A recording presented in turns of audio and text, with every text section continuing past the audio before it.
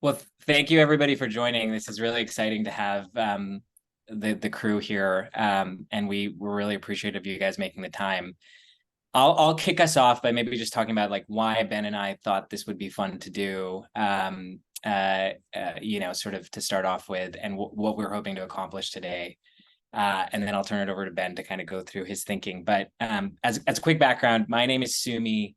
I was a Googler as of this summer. I left after 8.5 years at Capital G, which was Google's growth investment fund, where I led investing across fintech, software, and marketplaces. And I left to explore a few different areas of passion for myself, one of which was the climate space, and have been doing that for the last several months, and it's been really, really fun. As I started to do that and talk with my old friends at Google and other tech companies, I would have a similar conversation every time, which is, hey, we're really interested in this space, like feels like we can make a big impact, but not sure if our skills apply here. It seems kind of like a hardware problem. And after spending, several months in the space, I've come to a pretty strong point of view that that is not the case. In fact, I think like the space really requires people from the tech industry to enter. And the reason being that I believe that much of the hardware and some of the even regulatory risk in the space, much of that has been abated in the last few years. And so we have hardware technologies that are at cost that now need to be implemented, but the implementation challenges are significant and they lend themselves really well to kind of software solutions. And so we'll talk through some of that today, but I really believe that folks that have scaled digital companies, and especially offline and online companies, can be sort of super relevant here. So the agenda for today is just to kind of lay out that thinking and hopefully inspire a bunch of you or motivate you to kind of enter the space, and also create kind of a community around folks that are kind of looking to enter and hopefully do more of this over time. With that, Ben, I invited Ben to join us because he's probably sort of one of the best thinkers about, how software can be used in the climate space. He's way further along in his journey than I am, and he's done some amazing writing about, the opportunities here. And so the agenda for today is Ben's going to walk through a presentation that he's put together about this topic for about 20, 30 minutes. I'll probably add some riffs along the way, and then we'd love to leave time at the end for questions for the group, the things that are specifically on people's minds. And if we're going along and you've got urgent questions around a page or not, just throw it in the chat and we can try to address it as we go through the preso. So thanks again, and Ben, huge thank you to you for engaging with the Googler, ex-Googler community, and over to you. Thanks so much, Sumi, and glad we connected. I don't know what it was, maybe a month or two back to kind of the guide that I put together that I'm going to walk through kind of in presentation form was designed exactly for this use case. It's, hey, I think there's a lot of us coming from, the broader tech world wanting to get into climate. And it took me about a year to really like wrap my head around my role in that and how to do that. And if I can take that year and shorten it to a month or two for more people, I think that has some good long-term impact. So that's why I wrote the guide. That's why I'm here to do this. So with that, let me screen share and let me know if folks have trouble seeing this. Do you see this okay? Cool. Quick note about me, and I wrote this guide actually with one of my younger siblings, Nathan, who's a product engineer, who also is making the transition over to climate. I've kind of have a 15-year career in software product and founded two companies. My Google stint was from 2010 to 2015. I joined in the Emerald Sea social era for anyone who was there during that. My first company was acquired, and I worked on mostly Google's mobile messaging strategy and then Google Photos. And then I went on to start another company that was acquired by Stripe. And it was finally when at Stripe that I kind of really got the climate bug.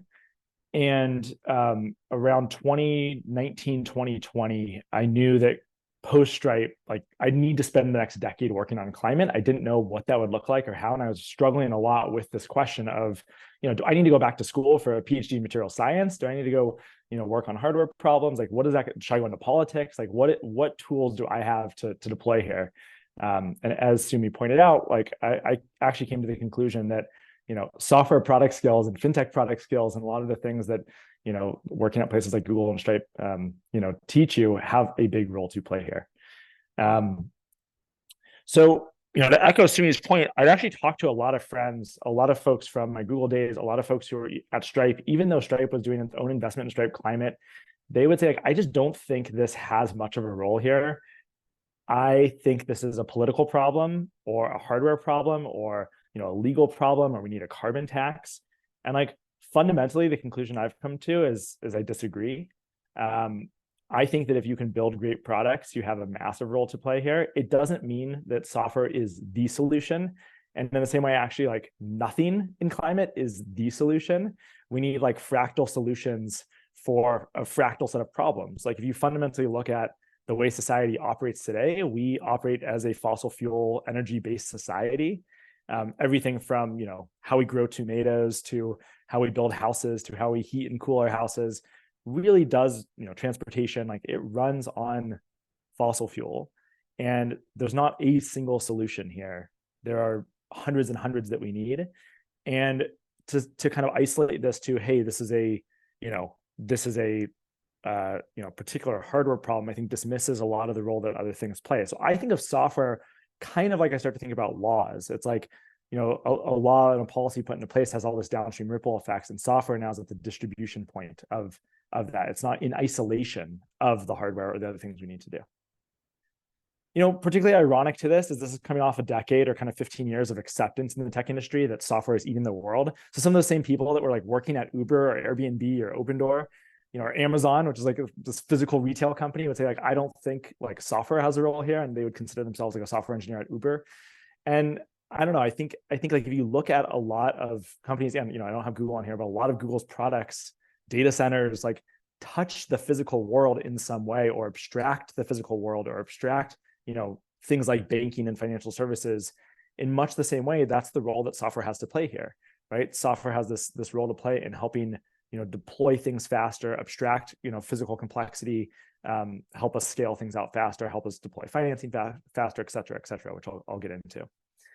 I wanted to give a little bit of I think it's worth a moment of kind of climate 101, and when we think about climate solutions, and then we can go kind of back into the product software stuff. But at the highest level, in order to limit global temperatures, whether that's to 1.5 degrees C, or increasingly people are like, okay, maybe the new goal is 2.5 or 2 degrees Celsius. There's really two things we need to do.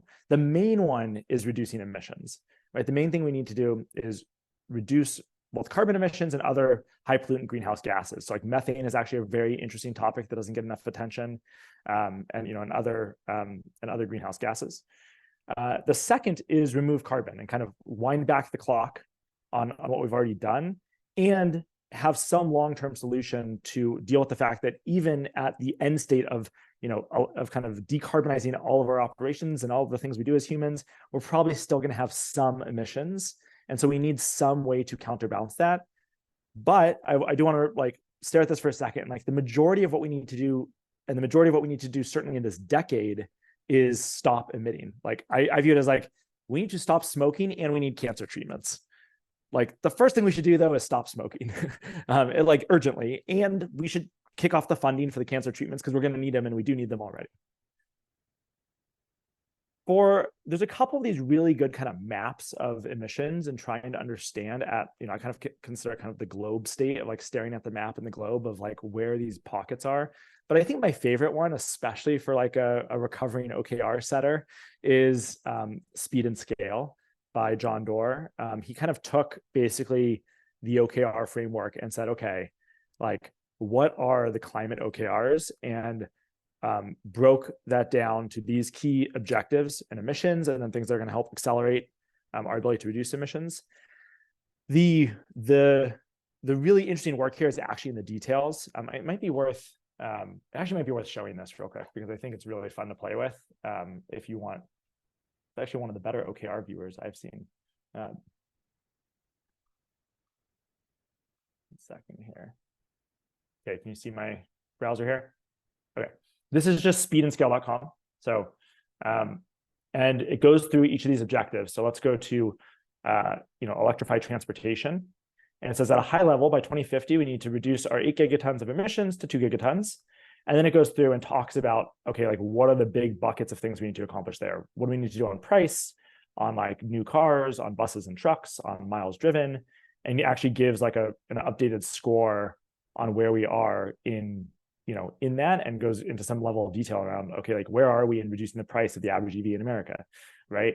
And kind of why are we scored off course? And it's actually like quite fun to poke around here if you're like trying to understand the sectors and the emissions and what's going on in agriculture and all of this. So highly recommend this as like one of the better maps. And this is coming out of a book that goes through all of this in more detail. One of the other great ones that I think is, especially for tech-minded people, is Gates's book. So both of those are kind of give a good map of the world. So happy to talk more about that. One just point to add on that, which I think is particularly personally really exciting about this problem, is that it's definitely a global scale problem. So, I think, and sort of while we here in the US might be sort of the tip of the spear in terms of some of the technology deployment, certainly China, but a lot of this technology is going to have to be made cheaper and scaled in many other markets. And I think that's another thing that's very exciting about the space. And I think the other thing, and this is like, for some reason, somewhere along the way, people presumed working in climate meant like working for charity. And there's a massive role for like, the nonprofit ecosystem and kind of, research and other things in that dimension, if that's what you're drawn towards. And there's a bunch of really cool ones that I've been, trying to get more involved with. But these are like the biggest markets in humanity that we're talking about. Like it is. And so the idea that there's not like, if you go through all of these, you're kind of saying we need to upgrade how humans kind of do everything to, new devices, new ways that we grow our food, new ways that we get around. These are massive, massive markets. And it is quite unusual to have a decade or maybe a 3-decade window where you're doing all of this at once. And it's what we have to do.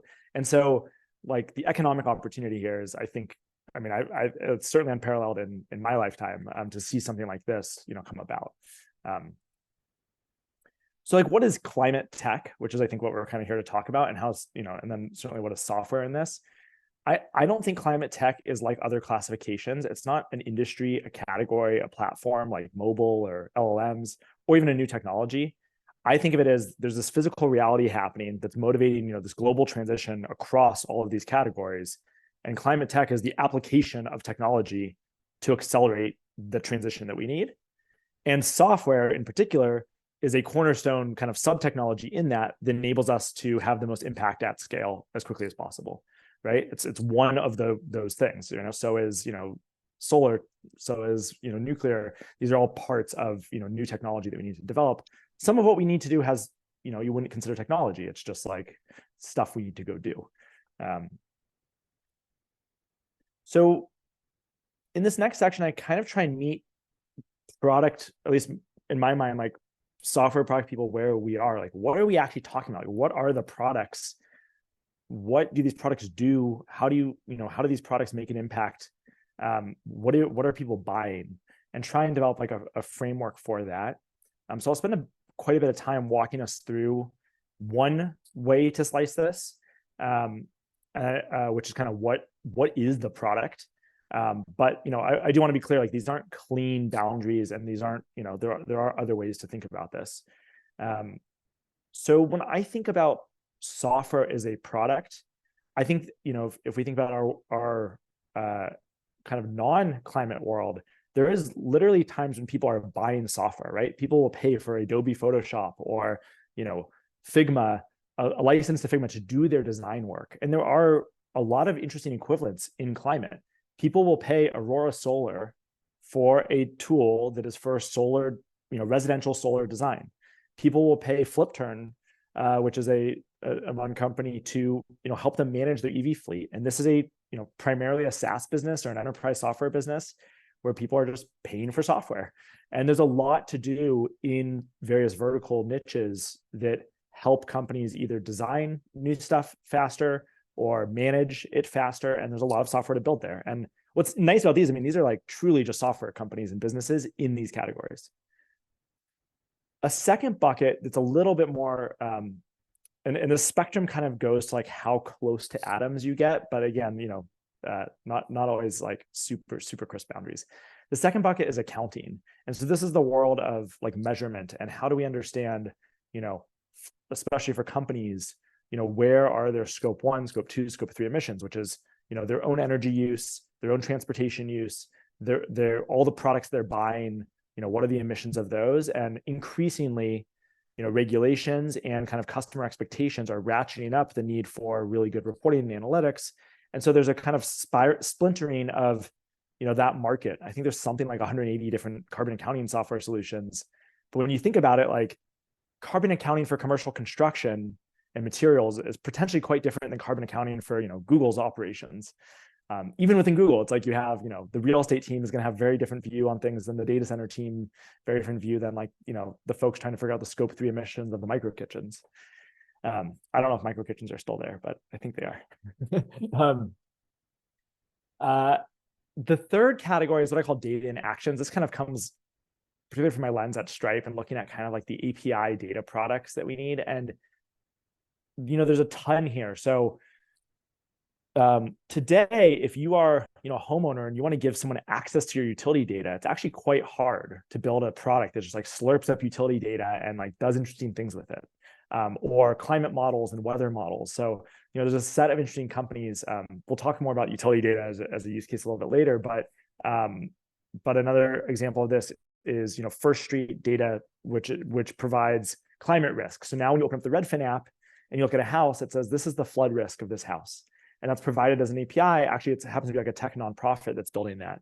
There's going to be eNode, which makes it possible to, it's an API layer across all of the devices, right? The EVs, the Nest thermostats, the heat pumps, and all these different things.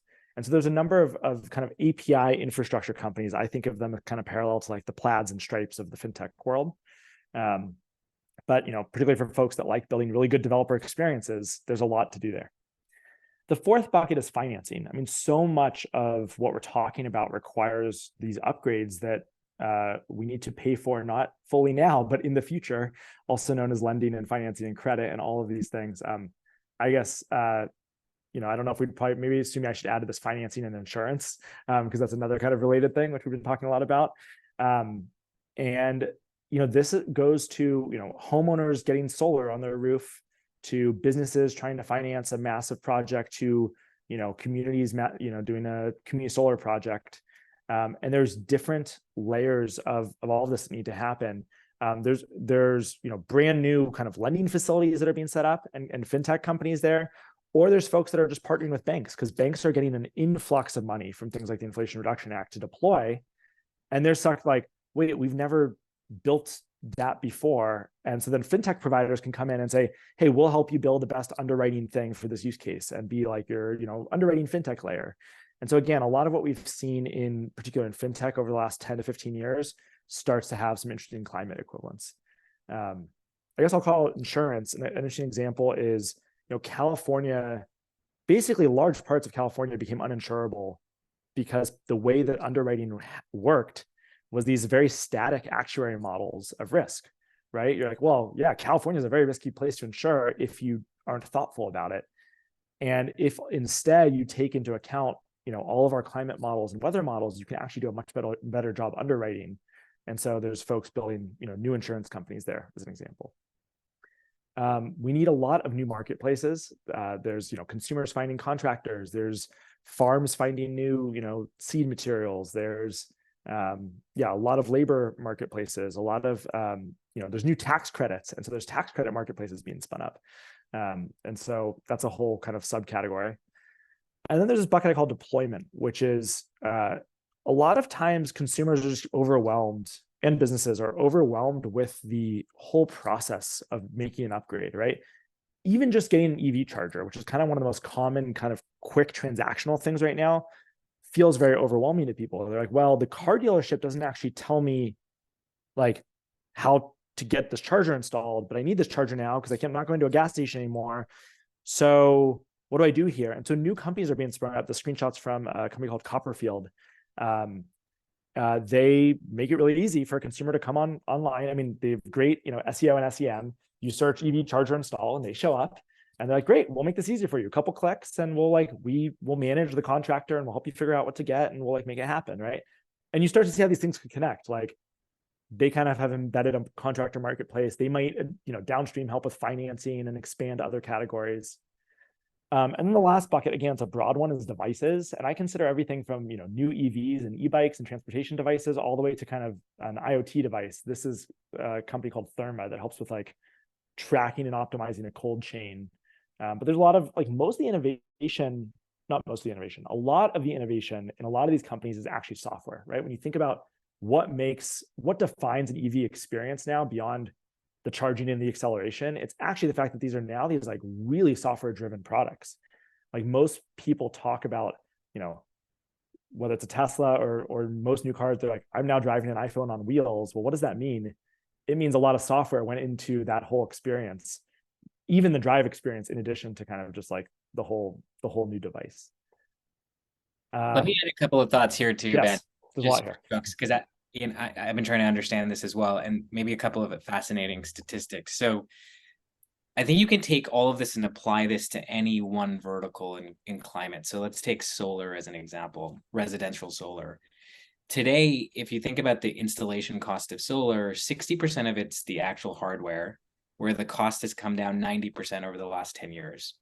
40% of it is implementation cost, where the cost is actually inflating. And so if we were to kind of like get to a point where we have utility and residential scale solar, we really need to find ways to bring that implementation cost down. So if you break, and then if you break that down further, and it starts to get into some of the things Ben is talking about, why is it so high? Well, marketing is really expensive because consumers don't have a place to go to understand how these things how to buy them, what impact they will make. So there's a huge opportunity for consumer education products. Secondly, financing. Even though there is financing for that part of the market, it's still very complex. And now with the Inflation Reduction Act and tons of incentives next year, we need easier ways for people to apply for incentives. So there's an opportunity there to streamline tax credits. Again, a software problem. The third might be contractors. It's really hard to get contracts to work for you. There's a labor shortage. And so if you were to build a contractor software, which actually has nothing to do with climate, could be an extremely climate positive company. Yep. And a very sort of lucrative one. And the fourth is, there's all these supply chain issues of materials actually getting to your home or to a project. And there's probably a ton of data and optimization to be done there. So if you just work backwards from the customer experience, you'll start to see that there's just a ton of opportunities to build here. And what's cool about it, as being a fintech investor since like 2015, it feels like we're still in the very early days of the low-hanging fruit. Like you can do some very simple things and add a ton of value, which is, I think, very exciting from a build standpoint. So, Ben's talking about sort of the different products. I've sort of thought about it from a customer experience, but you kind of come to the same conclusion either way. I think that's exactly right. I think that just to even dig a little bit more in the solar case, a lot of residential solar is sold by door-to-door salespeople. And a lot of what they do is they ask you for paper copies of your last 12-month utility bills to then make an estimate. And then they finance it with in some cases, some like relatively predatory financing products, right? And so when we talk about like the kind of soft costs, these are not like, the reason we're calling them soft is like some good software could essentially eliminate them and bring down the cost massively, right? Of these things. And they're not like, it reminds me of like the travel industry before the internet, right? It's like you used to walk into a physical retail location with a travel agent to book a flight. And, you think about like the embedded extra costs in empowering that versus the world we have now of, Google flight search to click through to book your own flight, and like the kind of, this kind of existential savings and distribution you get faster here. So yeah. And this other framework kind of gets assuming maybe a little bit more on this kind of working backwards. So it's a broad one, which is like, for product people, you kind of should always start with who is your customer. And, depending on where you're coming from in your engineering product design career, you might be used to doing B2B software, or maybe you're just used to consumer software. And some of these categories apply. And just to kind of hit on some of what these folks are facing, consumers, I think we all can resonate with this, are trying to upgrade what I call their personal infrastructure, right? It's what EV do I buy? When do I buy it? How do I buy it? Do I lease it? How do I get this tax credit? Like, how do I do the charging thing? Okay, now we go to my home heating. Now we go to my home hot water heating. Now we go to kind of my financial story, right? So consumers are trying to navigate a bunch of upgrades and hopefully an accelerated timeline, which is what all of this policy funding is trickling down to.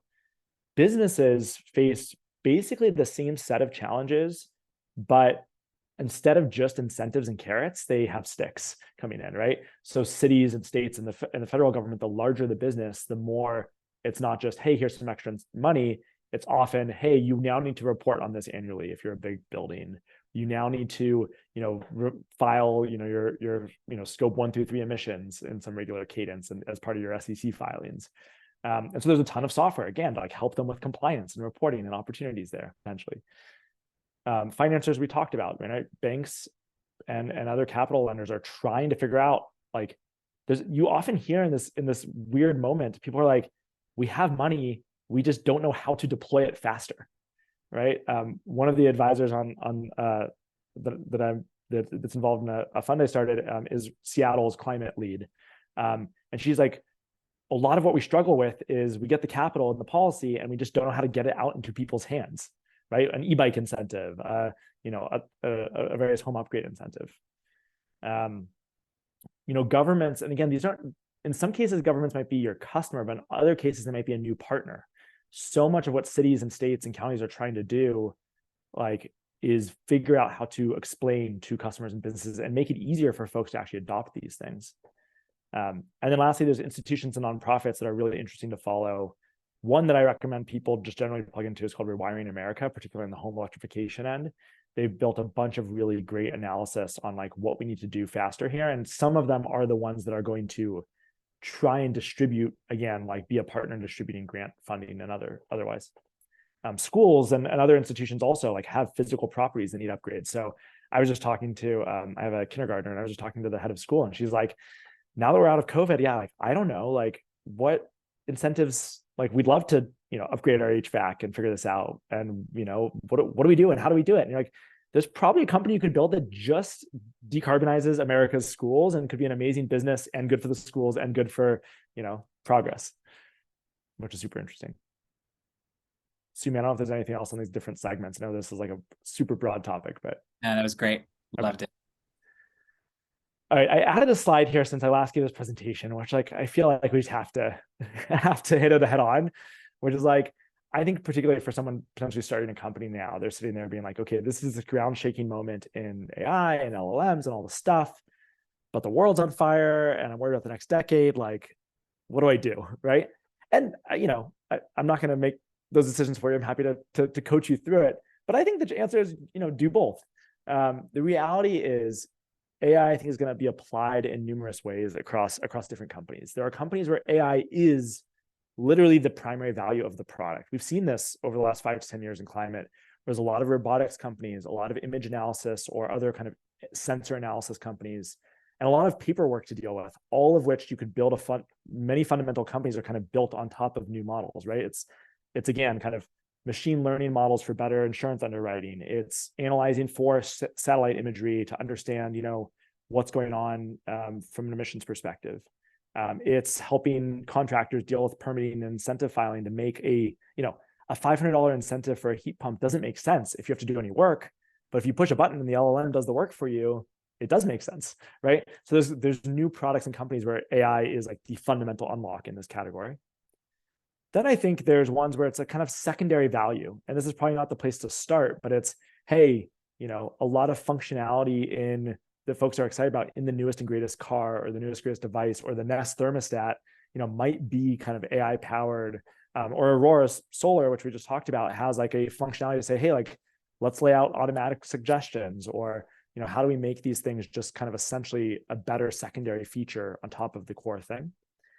And then the third is just generally like, I think if you're just excited to use AI tools in whatever you're building, I mean, I think no matter what you're building, this is a moment to go play with those things. I mean, I'm mostly spending my time, investing in companies and making a podcast, and I get to use AI tools all the time in thinking through those things and playing with things and learning about markets. So it's just, there's like a lot of organizational efficiency to build into whatever you're doing. I do think, unlike, say, going to work at Anthropic or OpenAI or somewhere like at the center of it, everything in climate, the brass tacks of this goes back to solving a real human physical problem with software as a tool to solve that problem. And so I do think it's a different orientation, right? You go back to, hey, I want to help this person decide about getting solar on their roof. What's the software solution? What's the AI component of that makes a difference? It's different than technology out, right? It's different than, I want to just be on the bleeding edge of, of LLM research, right? One other, I've been thinking about, Ben and I were chatting about this yesterday, and I've been thinking about use cases. And one that I'd like to put out there, and hopefully folks who have experience here can actually like lead the way. But there's also a ton of public data in the climate space that if you talk to individual constituents, businesses, consumers, even some of the governments, they're not really getting great use out of it because it's disparate or not in a format that's easily accessible. Some of it's structured, some of it's unstructured. And I think there's a really interesting opportunity to build market intelligence, consumer intelligence companies that leverage a lot of this external public data. And folks on this call would be very well suited to do that. So I think personally, I'm very interested in that. And if anyone's excited about that or building in that space, would love to chat. Did you see interconnection.fyi by chance? Yeah. Okay. Worth showing. I mean, this is like a climate builder. It's like, I think mostly one person, or two folks built this, which is like this whole notion of interconnections in the grid. It's a whole big topic, but like governments themselves, the government doesn't have a good view of this. And these two folks just went it through, they slurped up all the permits, all the things from all the data sources, and made like a really great map to go and browse the data and like interact with it and understand like where things are and in like a really structured, ultimately a 30,000 row Airtable, but to ingest it, right? They used a lot of those tools, and there's like a million problems like this because you're interfacing with legacy human systems, right? Legacy ways that the governments have, permit data for every EV car, or permit data for every heat pump installation. And there's a million kind of things like that out there. All right, popping back in. Oh, and I'm in time just to give people chances to ask questions. So maybe we go 5 more and then let's do it. Let's do it. I'm going to blitz through this real quick, and I think the guide has this written out, but how do you learn? There's the key thing is talk to people in the space. People want to help bring people in. So go do that. Do the thing that you like best. If you like podcasts, if you like books, like do that. There are a couple of really great communities, particularly MCJ and Work on Climate. Work on Climate was actually started by Xooglers to get more people working in climate. These are like, when I say community, they're like mostly a Slack community of folks. So recommend those. Build stuff. My brother wanted to learn about ag, and so he went to Iowa and like started talking to farmers about what to build. And on this note, if you're interested in utility data, I'm hosting a hackathon next week, so I'll share the link out for this. But this gives you access to things like your own home utility data and anyone who kind of gives credentials, so you can build various interesting prototypes and analysis on top of this. This is kind of a framework for thinking about options you have, right? If you want to go work in climate, you could stay where you are, and there's a lot to do, right? There's a couple of people at Stripe who decided to spin up Stripe Climate, and that's been hugely impactful. Google has its various products, and depending on where you might go, you can have massive climate impact at a large company. You can join a company. The counterintuitive advice we have here is don't start with the general job boards out there necessarily. It's actually to use things like climate VCs to find the company in your interests, do deep research, listen to the podcast with the founder, read the materials, become like versed in what they're doing, and then get in touch with like your interest and passion. Like you'd be surprised how few founders get a like, hey, I've listened to you the 3 or 4 times you publicly spoke. I understand what you're doing. This is why I'm excited. I understand you don't have a job role for a product person, but I want to connect, and maybe downstream you will, right? Or an engineer or a designer. Another thing that can be layered on top of that is if you have some flexibility to advise or consult or invest in companies, there's a way to kind of get involved across a portfolio. And so my brother did that in kind of consulting with companies. I've done that more in kind of advising and angel investing capacity. And that ultimately led us both to conviction on what we would do for the next few years. Lastly, is start a company. It's always hard, but we do believe that like climate's one of the better categories to do that in, because you do get this both, there's kind of a venture momentum there and capital that's unique. I'd say AI is the only kind of other category that's secondary kind of has a push. But also talent-wise, I do think a lot of people want to work in this space, and there's this massive hiring advantage to go to someone and say, "Hey, we're not just solving a problem; we're solving like the problem." And I think that's deeply motivating for a lot of us, right? Otherwise, you probably wouldn't be on this call. In the guide, there's a bunch of places to kind of go for kind of sourcing ideas. Last call I'll make on investing is, I started angel investing over the last year and ultimately found it so fun and got conviction in this whole thesis and path that ultimately decided to start a fund with alongside a couple other Xooglers actually. Steph, I saw on the call. I'm not sure if she's still here. Yeah, I'm here. Hey, Steph. Hi. Thanks for joining. And also Bradley Horowitz, who's a longtime Googler VP of product who I worked with back in the social days. If you're not someone who like wants to go and hunt and learn how to be an angel investor, you can be an LP in a fund like ours. So feel free to reach out if that's of interest to you. I'm also happy to talk to you about other funds in venture that are, kind of actively raising that I'm aware of. I'm an LP in a few, and kind of give you an intro to that space. Once I got into climate and started angel investing was the first time I started LP in a couple funds to get like a broader lens. And it's been a really impactful way to kind of have an index of things in the space. All right, with that, wrap up. Most of what I shared here is in the guide in written form and deeper, and all the links and lots of company examples. So climatepapa.com/software. Let's go to Q&A. These are the top links that we can have up for a little bit while we Q&A.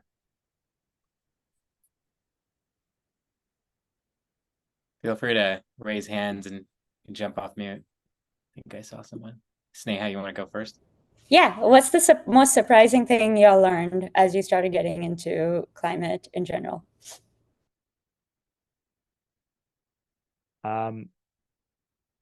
I'll go first. I wouldn't call it surprising. I would just call it just like heartwarming. Something about the problem, I think the long-termism of it, like it's both this like really urgent thing, but then like any company that's successful is doing this for this thing that like ultimately kind of we're going to experience the positive impacts usually in 20 to 30 years, like the deep positive impacts. It's attracted, like it's just an amazing filter. Like the folks that want to work on it are lovely and collaborative, and you've very little zero sum thinking. Yes, there's competition, but people are like, well, I hope I win, but ultimately we all win if somebody wins, and like that's unusual, right, in an industry. So I think that's. Yeah, I'd echo that. I think what was surprising was you start and you're like, hey, there's this huge barrier to entry. I don't know anything about the space. And then within a month, like, like 60% of the people in the space, because everyone wants to talk. They're excited to share what they know. It's not competitive in the way some other spaces are. It's been really, really nice. And so like, I think the speed at which you guys can probably get smart on the space is way faster than you would imagine, because there's a lot of access.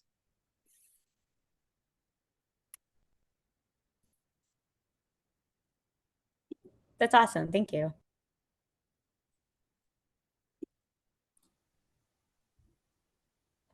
Looking great. Johan? Hey, Sumi, good to see you. And hi, Ben. Thank you for the presentation. I'm just curious, like, this is a great outline of like, what are the spaces, how big are these problems? There's obviously many ways to solve that, starting your own company, as you mentioned, but you mentioned, also companies that are already tackling some of these problems. I'm just curious from your experience of the space, like, what are the companies that have product market fit, that are making an impact today, that you're impressed by? If you could touch on a couple of those examples, just in terms of, if we are to think about, okay, who are the ones that are trailblazing in this space? What are the ones that come to mind? It gets pretty segment or sector specific. So I think like, I think there's folks in each of those categories. There's like kind of like those high level categories. I think there's like Fractal, again, like folks in EV fleet management, like Flip Turn I called out is a really interesting company. There's interesting devices companies building new induction stoves, and they're just like so different. So I think there's two different ways. I think about two different modes of like searching in this. There's kind of the map mode, which is like, okay, what problems am I drawn to? Am I interested in farming and ag? And like, do I want to think about farmers as a customer? Like I'm really drawn to that for some reason, or I want to think about, commercial real estate in downtown as my customer. I'm drawn to that for some reason. And then there's like going from the map to travel. Like staring at a globe is not the same as like walking around the streets of Berlin. Like I do think the more you can get out start walking in the neighborhood, the more you get a really visceral energy and feel for those customers, what they need, what the other companies are. And so, I mean, this is a little bit of like, I'm happy to, more specifically talk about a given sector, but I would more push you to say like, follow your interest and get a little deeper, and then just like start talking to people, show up at a conference and just like walk around and ask questions. And per what Sumi said in the last question, you'd be shocked at like, in the order of a couple months, you might be the expert in solar financing of a certain category. And be like, wow, that's both amazing and problematic that I'm the expert in solar commercial financing, right? Like, well, that's the world, right? So. Yeah. And Johan, I would say another way to think about that is if you think about the most mature markets right now in climate, it's probably solar and EVs. And so the sort of software companies that have been built exist in those realms, right? So probably in solar, the like best case study is Aurora Solar, that I think has done an awesome job helping folks design solar projects. And so, that's a great example. And then to my point of like, there's companies that are built that weren't built with a climate in like impulse initially, but I think are going to be very relevant. So one example I love is a company called Service Titan, which some of you might know. They focus on enabling contractors to kind of run their businesses more efficiently, routing optimization, marketing, invoicing. And they have built an amazing business with electricians and HVAC companies and some construction. And that in itself might be a very climate impactful company that's a software business, but didn't start out with any sort of climate initiative. Now, because of all the incentives coming from the IRA, they're starting to introduce more features around, hey, this is an easy way to capture your cash incentives up front. And so climate becomes a tailwind for that business, but it's a much broader kind of application. So I think that's the kind of way I think about it, Johan, is like, look at solars and EVs as kind of like, hey, these are the climate specific companies that like have done really well. But then what are all these other businesses that exist that are about to get a huge tailwind from the spend in climate? And I would encourage you guys, like, go work at those companies, because you'd learn so much about the blue collar labor shortage working at Service Titan. And then there's probably 1,000 ideas that come out of that, as a way to think about it.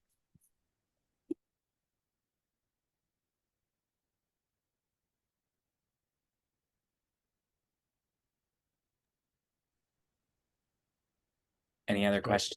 Go ahead, Joey. Joey. Hi, yeah. My name is Joey. I'm a former software engineer and manager on Google Search.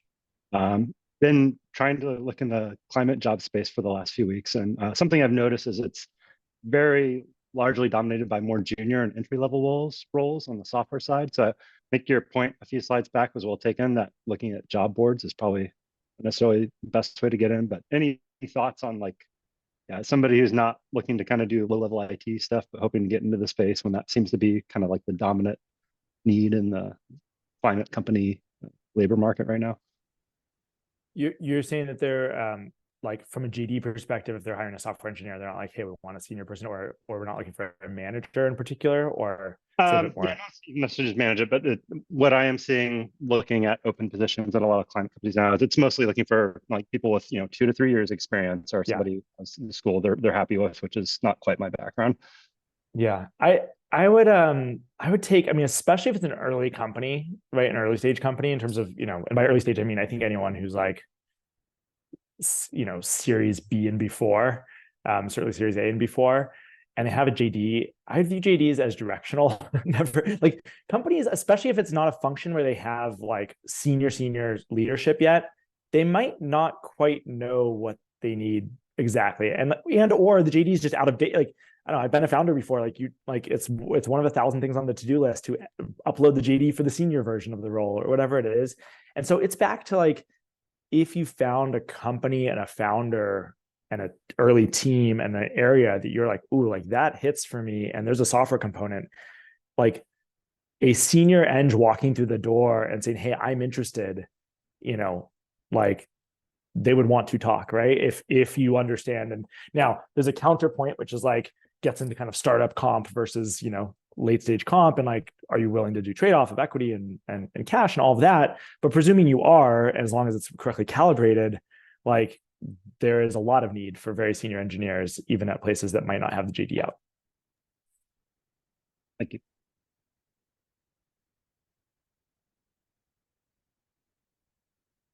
Go ahead, Matthew. Matt. Yeah, hi. Love the presentation. Any thoughts on, like, when you mentioned some of the more mature categories like solar and EV? I'm thinking about the EV space specifically. There's already a lot of like software and apps out there. And when I think about like what the category needs, I want to build a better mousetrap, right? And like, how do you think about entering a category where the consumer, presumably an early adopter, but the consumer already has like a level of understanding or a level of perception of like what can be done, right? Or what's acceptable, or what's like the norm. And it's just like, you want to unseat that and offer something way better, but that would involve kind of like training the consumer or the user and thinking like, oh, my expectations were too low. What, Matt, say more specifically about, like, an example would be helpful. Just like, well, yeah, like, everybody who's looking for a charging station today uses PlugShare, right? Which I think has a lot of room for improvement. Or any of the apps that the actual like station owners make. A lot of them are filled with like error-prone data. And like, this is just what people do, and they have 7 or 8 apps on their phone. Yeah. So this is clearly, to me, something that's like ripe for disruption. I don't want to use the D word, but I just did. But people are used to this, right? And this is just the way they operate. And so there's this idea that like, you have to first like suggest like there's something wrong with today's behavior, and then also introduce something like yeah, it's like a 2-level problem to me. Yeah. I'll put my investor hat on for a second and sort of answer that question that way, and then maybe Ben has a different view. I do think at some level, the least risky markets to enter are sort of the ones that are already kind of well on their way, because you're not sort of betting on a shift in consumer behavior. So let me give you an example. Like, heat pumps is a market that's completely sort of like, it hasn't really taken off yet, because the incentives are coming into the market next year, and there's a lot to be built around the consumer experience that doesn't work there. But charging, you have an active fleet of EVs out there. Folks have them. To your point, they have needs today. And as an investor, we would always say, like, if you have an existing market that you have a better mousetrap for, it's way less risky than betting on new consumer behavior. So maybe I take the opposite side of your point, Matt, which is to say, actually, I think those might be some of the best opportunities to go after, because the markets have developed in a fragmented way, and we're just now getting to the critical consumer scale to say, hey, there should be better experiences. And, even on the EV front, it's kind of shocking what percentage of US cars sold are EVs. It's still extremely low. So the market's going to grow 20 times in the next 15 years. And it's hard to imagine that better consumer experiences won't take hold. So that's my point of view, is actually solars, EVs are some of the best place to go after, because you've hit the maturity curve, and better experiences will play out. there's this just while we're talking about curves, there's this great report and visualization that Rewiring America, that nonprofit, put out called their PACE curve. This is their transportation, one, and this is the proportion of sales. And you're like, oh yeah, EVs were like really shooting up, and then we're going to be there. But look at this is, if we do this, right, this is based on the replacement cycle. This is when you end up with what in the US, percentage of, I don't think it's miles, I think it's transportation stock is EVs. And so just to be clear, we are 1, 2, 3, we're here. Okay, so the idea that consumers are used to blah, well, it's like there are 4 million EVs right now. In 2030, it's going to be 64 million. So you have a 10x. Like, consumers aren't used to anything. Consumers don't have EVs generally in this country. Like, they're going to, and it feels, I think it's hard for us, if you live in the Bay Area or even Seattle, you're like, oh yeah, people have EVs, they're all around. Like, it's still so new. It's still been such a Tesla dominated story as well, which leads to kind of a counterforce there. Like, I think there's so much here. Steph and I have just been spending a ton of time with a company that's trying to solve the like curbside charging problem in residential areas. And you're like, yeah, a lot of people don't have a garage. Now, some people do, and they'll have a solve, but a lot of people won't and never will. Like, that's a whole massive market of essentially we're taking like what used to happen at a gas station and distributing it through neighborhoods. And then there's a fintech product there, and there's a distribution product there, and there's a ton to do, right? And so exactly to Sumi's point, I think, from a market perspective, it is really good to be clear-eyed around, hey, are we trying to cause a new behavior like a faster HVAC replacement cycle than average, of which I do think there's opportunity, but it's a very different kind of consumer product sell? Or are we trying to say, no, you know what? People are buying EVs now, right? The leases, the incentives, like, it's coming. Now, like, there is a charging problem that's going to go from like an inconvenience to like a massive problem over the next decade. And I think that's where we're at with EV charging. Like, the current status quo, like, physically will not work for what we need to do, let alone kind of, as you said, the software friction and pain points. So one other just add to that also, as you guys are thinking about opportunities, is it's really helpful to study what happens in Europe and in China as sort of like a leading indicator of what could happen here. So as an example, Germany is way ahead of us in terms of heat pump installations. And that market has been growing extremely fast. And so that might tell you something about the products to be built there. Similarly, China is way ahead of us in EV deployment, both cars and chargers. And so, there's things to learn from those markets, and it's almost like a cheat code to think about what might happen in the US.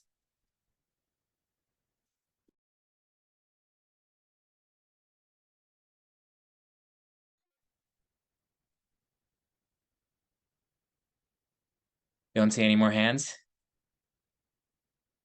Awesome. Well, Ben, first of all, thank you. You're the best. Thank you for coming and doing this. And to everybody else, thank you for joining. Please reach out to Ben or I if you guys are thinking about things actively. We're happy to spend time with you, either on if you want to start stuff or are looking at companies in particular. And we just love to build a community of people that are making this transition now. I think it's only get bigger, and the timing feels very, very good. And one more line of encouragement, like, basically not even a year ago, I was like, just a software product for like this to what we're trying to say, like, this is all up for, like, please come over. Like, there's no barrier up. I mean, it is just a fun thing to dive in and learn and ramp up. And then, I don't know, you end up accidentally being the expert in a slice of it, right? And so don't we all have the internal imposter. Just quiet them down and say, you know what, no one's solving this problem, we got to go do it. So thank you. Thanks, everyone. Thank you so much. Yeah.